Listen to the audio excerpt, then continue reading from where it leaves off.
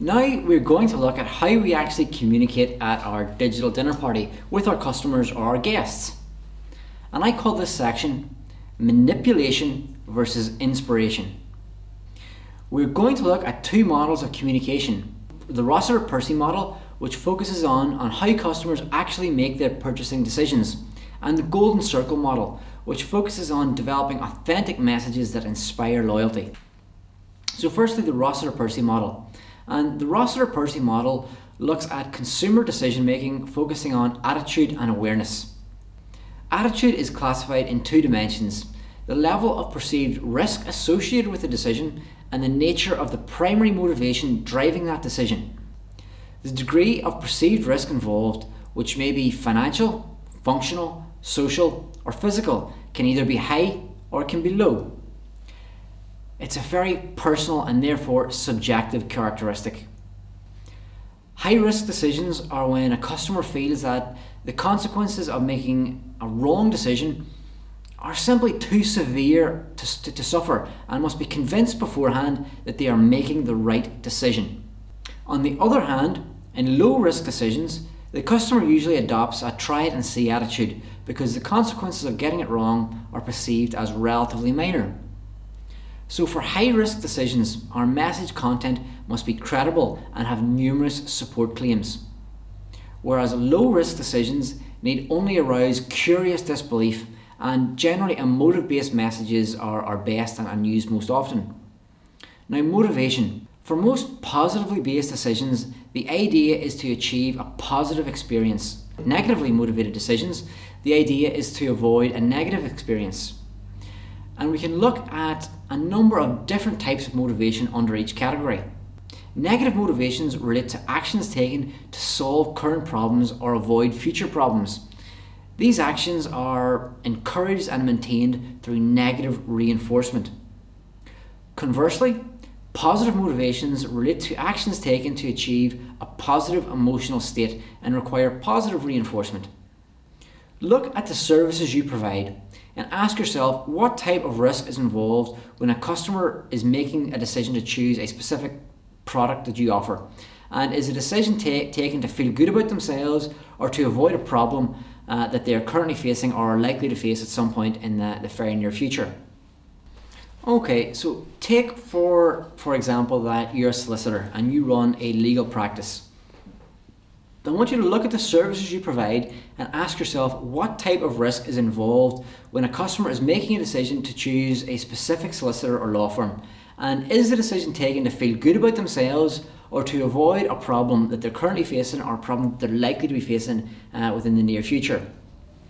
To give you a hint, the Law Society in England ran a campaign a few years back to highlight the range of services that solicitors provided. And the music that accompanied this campaign was Help by the Beatles. Help, I need somebody. Not just anybody. I need a solicitor. So if we can assume that when a customer is making a decision on what legal firm to use, it is likely to be a high-risk decision and is likely to be negatively motivated. We can then use this knowledge to develop our creative executions with a view to encouraging new customers and new instructions. The alternative to that model is the Golden Circle model by Simon Sinek.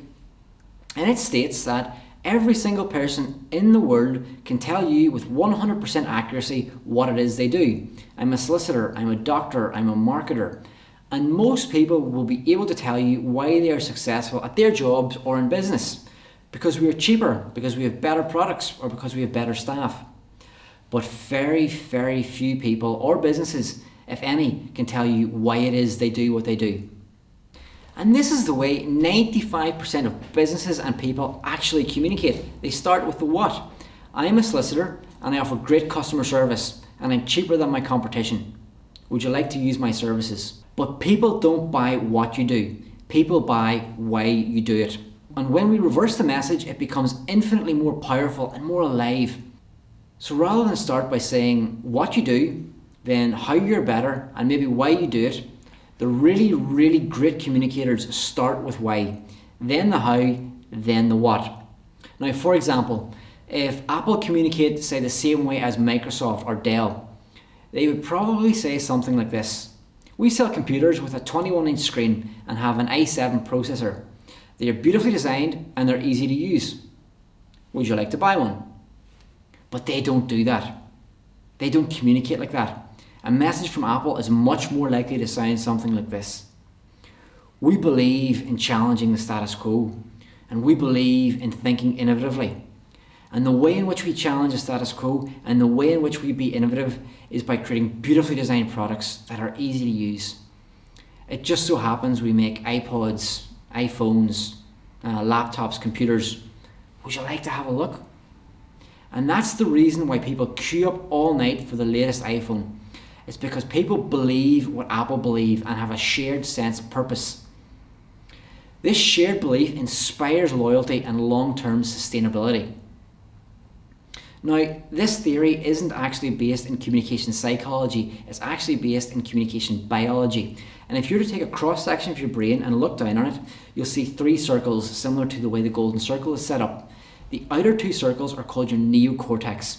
That's your evolved brain. It deals with facts and figures and rationale, so which product or service is cheapest, which one is more expensive, which one has the best features or benefits. The middle part is called your limbic brain. Your limbic brain has no capacity for language whatsoever. It's pure feelings and emotion. And here's what's really interesting about that. Your limbic brain is responsible for 91.42% of every major decision you're ever going to make in your life.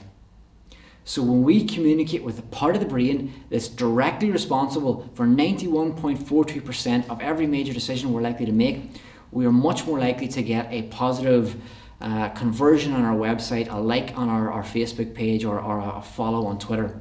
And the question then I have for you is, if you don't know why you do what you do, and your customers respond to why you do what you do, why would they ever bother visiting your website, liking one of your posts, or even buying one of your products? So what I would like you to do now is to spend 2 minutes asking yourself why you do what you do. What's your why? Why do you get out of bed in the morning? Why do you decide to get into business in the first place?